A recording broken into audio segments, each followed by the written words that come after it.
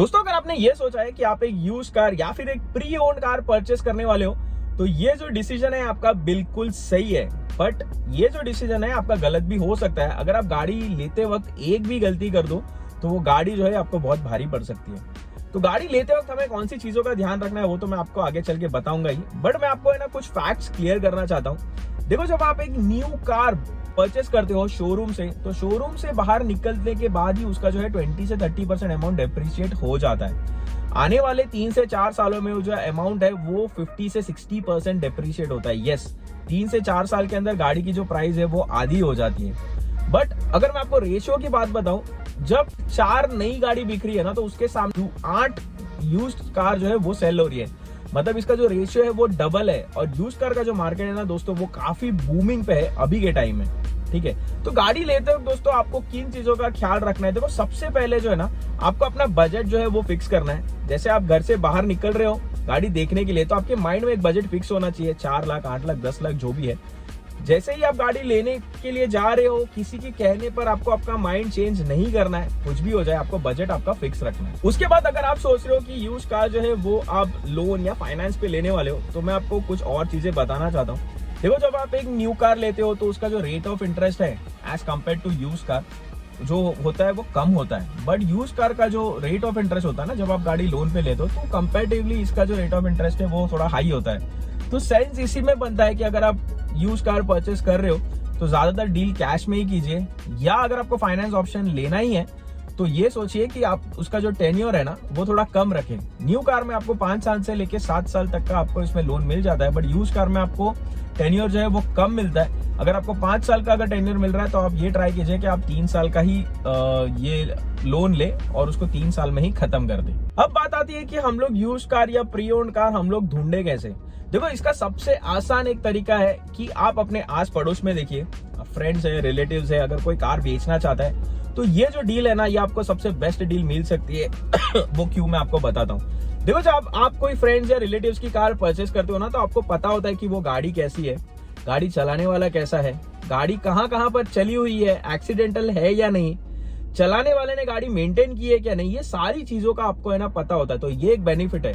इसके अंदर दूसरा बेनिफिट ये भी है कि इसके अंदर है ना कोई ब्रोकर नहीं होता है, तो आपका ब्रोकरेज बच गया। और म्यूचुअल अंडरस्टैंडिंग की वजह से आपका जो गाड़ी का जो ट्रांसफर प्रोसेस होता है वो इजीली हो जाता है। आपको ट्रस्ट होता है जिसके पास से आप गाड़ी जो है वो परचेस करने वाले हो। दूसरा, यूज कार या प्री ओन्ड कार ढूंढने का तरीका ऐसा है कि आप अपने आस पड़ोस में देख सकते हो कि बहुत सारी यूज कार का शोरूम्स है, ब्रोकर्स है। बट इन लोगों से गाड़ी लेते वक्त आपको बहुत सारी चीजों का ध्यान रखना है, क्या क्या चेक करना है वो भी मैं आपको आगे चल के बताऊंगा। तीसरा और जो आसान तरीका यूज कार फाइंड आउट करने का वो है कि रजिस्टर्ड कार शोरूम, मतलब जैसे कि मारुति का आपने ट्रू वैल्यू देखा होगा, महिंद्रा का फर्स्ट चॉइस देखा होगा, कार्स 24 है, ऐसे बहुत सारे आपको रजिस्टर्ड यूज कार और प्री ओन्ड कार शोरूम्स आपको मिल जाएंगे। अब इनसे गाड़ी लेने में ना बहुत बेनिफिट है, बट इसमें एक नेगेटिव पॉइंट ये भी है कि यार ये थोड़ी गाड़ियां ना महंगी मिलती है आपको, बट आप टेंशन फ्री रहोगे। वो क्यों, वो बताता हूँ। देखो, इनसे जब आप कार परचेस करते हो ना तो इनका जो कार वेरीफाई करने का जो तरीका है ना वो बहुत ही स्ट्रिक्ट होता है। बहुत सारे पैरामीटर्स होते हैं जब जब गाड़ी लेते हैं।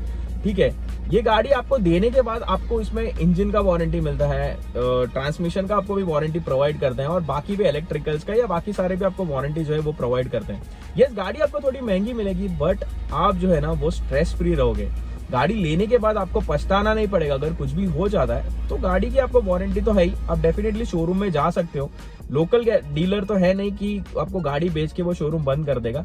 इसलिए जो सेफेस्ट तरीका है कि आप जो है ऐसे कुछ रजिस्टर्ड शोरूम से आप गाड़ी परचेस कर लो। इनसे डॉक्यूमेंटेशन करना भी बहुत ही इजी होता है और बहुत ही सेफ होता है, हैसल फ्री है। इनके पास लोन ऑप्शंस भी अवेलेबल होते हैं, तो एक ही जगह पे आपको सारा सब कुछ मिल जाता है। अब बात ये आती है कि गाड़ी कौन सी परचेस करनी चाहिए, कितनी पुरानी होनी चाहिए और कितने किलोमीटर चली हुई होनी चाहिए।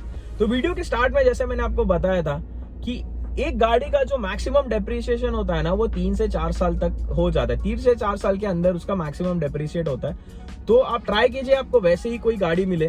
किलोमीटर जो है वो मैक्सिमम 60,000 किलोमीटर ट्राई कीजिए, या उसके अंदर ही आपको कोई गाड़ी मिल जाती है तो मैक्सिमम जो है वो उतनी ही चली होती है। उसके बाद अगर आपको कोई मिलता है तो या तो उसका किलोमीटर रिवर्स हुआ होगा या तो उस गाड़ी में कुछ तो प्रॉब्लम है। तो ट्राई कीजिए कि 60,000 किलोमीटर या उसके अंदर की ही आपको गाड़ी मिले। अब बात आती है कि आप कौन से ब्रांड्स में जाएं। अगर मैं आपको एग्जांपल दे दूं, टोयोटा जैसा ब्रांड है, इनोवा क्रिस्टा अगर आप गाड़ी देखोगे, I am just giving an example, इस गाड़ी का जो रिलायबिलिटी है ना, वो 3 से 4 लाख किलोमीटर तक गाड़ी को कुछ नहीं होता है। ये मैं नहीं कह रहा हूँ, आप इंटरनेट पे भी चेकआउट कर सकते हैं, बहुत सारी अपने रील्स देखी होगी, बहुत सारे अपने वीडियोस देखे होंगे। सेकेंडली अगर उसका ऑपोजिट की अगर मैं ब्रांड की बात करूँ तो शेवरले जैसा ब्रांड है, इनकी जो गाड़ियां है वो 20 से 30 हजार के बाद ही जो है खर्चा देना शुरू करती है। ये जस्ट मैं एग्जांपल दे रहा हूँ। तो इसके बेसिस पे आप जो है कौन सा ब्रांड चूज करना है, होंडा है, फिर टोयोटा है या ह्यूंडई है, तो वो आप चूज करके वैसा आप परचेस कर सकते हो। तो दोस्तों आपने बजट डिसाइड कर लिया, आपने कार डिसाइड कर लिया, आपने ब्रांड डिसाइड कर लिया, बट अब आप कार इंस्पेक्शन की बारी कि आप कार इंस्पेक्ट कैसे करेंगे। तो देखो मेरा दोस्तों सजेशन आपको ये रहेगा कि आप एक मैकेनिक को अपने साथ में लेकर जाइए, अगर आपको अच्छी कार्स की नॉलेज नहीं है, या अपने कोई फ्रेंड्स है जो ऑटोमोबाइल एंथुसियास्ट है, किसी को कार की अच्छी नॉलेज है, तो उसको लेकर जाइए, क्योंकि कहते हैं ना कि सेकंड ओपिनियन जो है वो बहुत ही मैटर करता है। और अगर आप कार मैकेनिक को लेके जाते हो, थोड़े पैसे देने पड़ेंगे तो भी कोई दिक्कत नहीं है, बट आपको एक अच्छी कार जो है वो मिलेगी। अब कार इंस्पेक्ट कैसे करें वो चलिए मैं बताता हूँ। तो दोस्तों जैसे आप न्यू कार परचेस करते हो, पीडीआई करते हो, वैसे ही यूज कार परचेस करते वक्त आपको बहुत सारी चीजें जो है वो ध्यान में रखनी पड़ती है। जैसे कि सबसे पहले आप गाड़ी का जो है इंजन चेक कीजिए। तो दोस्तों सबसे पहले आप इंजन हुड ओपन कीजिए, इंजन के आसपास सारा कुछ चेक कीजिए, कहीं पे रस्टिंग इशू है क्या नहीं, एक्सीडेंटल है क्या नहीं। अगर एक्सीडेंटल होता है तो आपको यहाँ पे सब जगह पे जो है आपको यहाँ पे कलर्स मिलेगा, वेल्डिंग मिलेगा। यहाँ पे देखो ये कंपनी फिटिंग होता है, अगर ये भी आपको ये जो कवर है ये आपको नहीं मिलता तो समझ लें कि गाड़ी एक्सीडेंटल है। यहाँ कहीं पे ये देखो ये जो सारा पैचेस है ना, ये सब कंपनी का ही होता है। अगर यहाँ कहीं पे आपको कलर मिल रहा है, वेल्डिंग मिल रहा है, तो इसका समझ लेना कि गाड़ी जो है वो एक्सीडेंटल है। देखो कार के इंजन या आसपास में ना कहीं पे रस्टिंग नहीं होना चाहिए, कि बहुत सारे जगहों पे ऐसा होता है, समझो जो कोस्टल एरियाज में जो सारी कार्स होती है ना, ये 2 या 3 साल में ना रस्टिंग देना शुरू करती है। तो वो कार अगर आप लेते हो तो 1-2 साल के बाद आपको जो है वो गाड़ी मेंटेनेंस दे सकती है, आपको पेंट करना पड़ सकता है, उसका आपका जो खर्चा है वो बढ़ेगा। इसके बाद आप फ्रंट साइड में सब कुछ चेक कीजिए, इंडिकेटर्स, हेडलाइट्स, बम्पर एक्सीडेंटल है या नहीं। इसके बाद यहाँ पे अगर आप देखोगे ना, तो यहाँ पे ना ये कंपनी का सील आता है, तो यहाँ पे आप ये चेक कर सकते हो कि ये रीपेंट है कि नहीं, वेल्ड है कि नहीं। तो यहाँ पे आप सारा कुछ जो है वो चेक कर सकते हो। इसके बाद आते हैं टायर्स पे। देखो टायर्स जो है ना, ये भी गाड़ी के अच्छे होने बहुत ही ज़रूरी है, कि अगर हम न्यू यूज़ कार परचेस करते हो उसके टायर्स अच्छे नहीं है तो फिर वो एक कॉस्ट अपने दिमाग में फिट कर लेना। टायर्स आपको चेक करना है, कहीं पे कटिंग्स है या नहीं, कहीं पे बबल्स आए हुए हैं या नहीं, या फिर टायर्स जो है वो कितने पुराने हैं, वो मैन्युफैक्चरिंग डेट आप चेक कर लेना। और जो टायर किसी ने मॉडिफाई किया है कि नहीं गाड़ी का, ठीक है। जैसे कि ये कार है अर्टिगा, इसमें 185/65 R15 इंचेस के टायर्स लगते हैं, तो ये इसी गाड़ी के हैं, ये मॉडिफाई नहीं हुए। तो ये चीज़ें आप एक ध्यान में रख लेना। इसके बाद दोस्तों अगर गाड़ी के ऑटोमेटिक मिरर्स हैं तो इलेक्ट्रिकल्स भी आपको चेक करना है।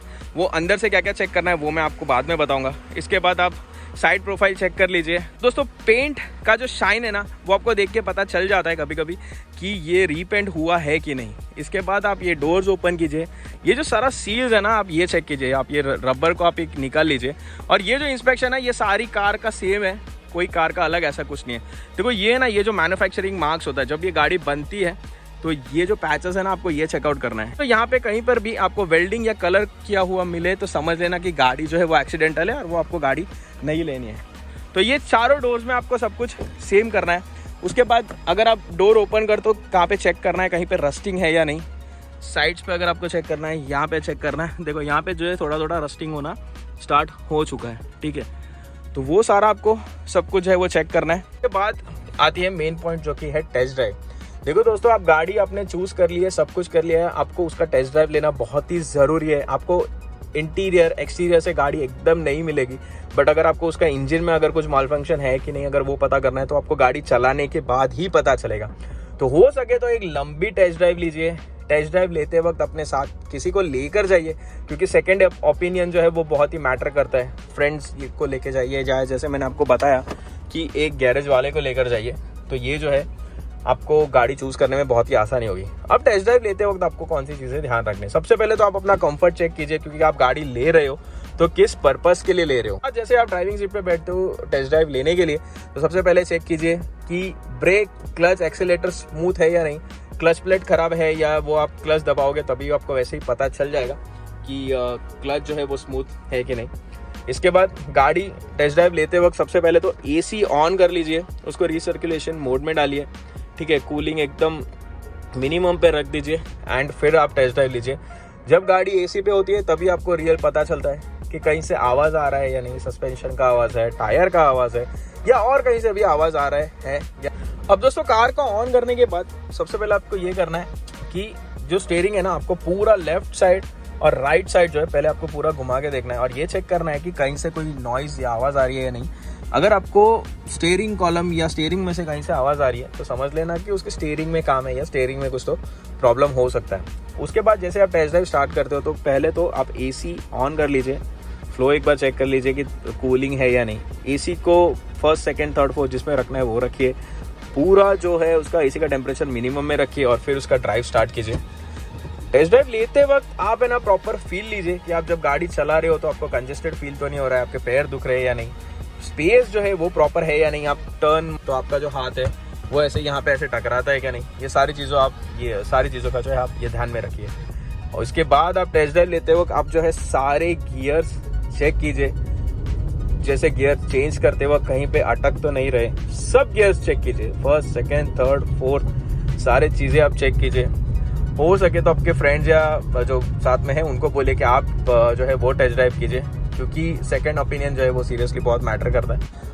अब दोस्तों बात ये आती है कि हमें कितने ओनर तक जो है वो कार परचेस करनी चाहिए। इसका मतलब ये है कि सेकंड ओनर परचेस करे, थर्ड फोर्थ फिफ्थ सिक्स, कितने ओनर तक की ही हमें कार परचेस करनी है। देखो सबसे बेस्ट तरीका यही है कि आप फर्स्ट ओनर की ही कार परचेस करें, मतलब आप जो है वो सेकंड ओनर हो जाएंगे। ठीक है, मार्केट में आपको बहुत सारी गाड़ी मिल जाएंगी, third owner, fourth owner, fifth, even six owners तक की भी गाड़ी मिल जाएगी। बट ये जो गाड़ी है, जैसे कि ओनर चेंज होता है, सबकी ड्राइविंग स्किल्स जो है वो अलग होती है, सबके चलाने का तरीका अलग होता है। कोई स्मूथली गियर शिफ्ट करता है, कोई हार्ड गियर शिफ्ट करता है, कोई झटके से ब्रेक दबाता है, कोई आराम से ब्रेक दबाता है। तो इसमें कार का जो वेरिएंट एयर है ना भाई, वो सत्यानाश हो जाता है, गाड़ी मेंटेन नहीं रहती है। तो जब आप फर्स्ट ओनर की कार परचेस करते हो तो वो खुद ही बंदा चला रहा होता है, वन हैंड ड्रिवन कार होती है और इसमें आपको जो डील्स है वो अच्छी मिलती है, अच्छी कार मिलती है। तो सजेशन यही रहेगा कि आप पैसे को ना देखकर, क्योंकि सेकंड थर्ड फोर्थ ओनर वाली कार आपको जो है वो थोड़ी सस्ती मिल जाएगी, बट इसमें जो है कोई सेंस नहीं बनता, आगे जाके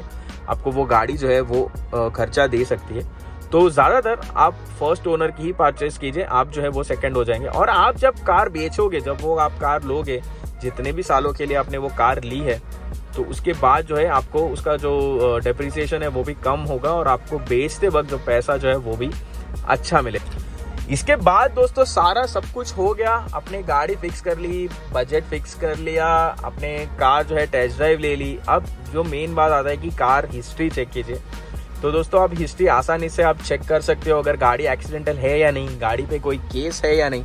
तो ज़्यादातर ये लोगों कोई चीज़ चेक नहीं करता है, उनके बाद जो है वो पता चलता है गाड़ी पे कोई चालान है क्या नहीं। ये आप आसानी से ऑनलाइन जो एप्लीकेशन आता है कोई तो वो आप वहाँ पे कार रजिस्टर नंबर डाल के चेक कर सकते हो कि कार पे कोई चालान है क्या नहीं। क्योंकि गाड़ी अगर आप ले लेते हो, अगर उसके ऊपर 10-15 हज़ार का चालान है तो फिर ओनरशिप होने के बाद फिर वो आपको पे करना पड़ेगा, पिछला वाला ओनर जो है वो पे नहीं करने वाला है। तो गाड़ी पे कोई चालान है क्या नहीं, एक्सीडेंटल है क्या नहीं, तो ये भी आप जो है वो ज़रूर चेक कीजिए। इसके बाद आरसी जब भी आप ट्रांसफर करते हो उस पर हाइपोथिकेशन है क्या नहीं वो भी चेक कीजिए, क्योंकि गाड़ी पे अगर समझो ऑलरेडी कोई लोन है तो सबसे पहले तो वो ट्रांसफर नहीं होगी। बट आरसी में से जब एक गाड़ी का लोन क्लियर होता है, वो हाइपोथिकेशन आपको निकालना जो है वो बहुत ही ज़रूरी होता है। तो उस बात का जो है वो भी आप ध्यान रखिए। सो दोस्तों ये सारे पॉइंट्स थे यूज्ड कार को लेके, सारे टिप्स एंड ट्रिक्स मैंने आपको बता दिए कि कैसे आपको जो है यूज्ड कार परचेज करनी है, डेप्रिसिएशन क्या है, डॉक्यूमेंटेशन क्या है, सारा सब कुछ आपको मैंने बता दिया। एंड यस, एक और चीज़, गाड़ी लेते वक्त आप इंश्योरेंस जो है वो फर्स्ट पार्टी का ही लेंगे, थर्ड पार्टी का आप इंश्योरेंस नहीं लेंगे। तो ये चीज़ जो है आपको ध्यान में रखनी है। सो दोस्तों ये थे सारे tips and tricks regarding use car और प्री ओन्ड कार। जब भी गाड़ी लो तो सोच समझ के लो, आराम से टाइम लेकर गाड़ी ढूंढिए और उसके बाद ही डील कीजिए। कोई भी गाई गड़बड़ी मत करना, हो सके तो किसी को साथ में लेकर चाहिए या किसी की हेल्प लीजिए। तो दोस्तों ये था सारे टिप्स एंड ट्रिक्स। वीडियो आपको कैसा लगा कमेंट सेक्शन में ज़रूर कमेंट करके बताना। अगर आपको कोई भी हेल्प चाहिए रिगार्डिंग यूज कार, कमेंट में डाल देना, मैं डेफिनेटली आपको रिप्लाई कर दूंगा। मिलते हैं आपके साथ नेक्स्ट वीडियो में नेक्स्ट अच्छे टॉपिक के साथ। तब तक के लिए stay safe and ride safe.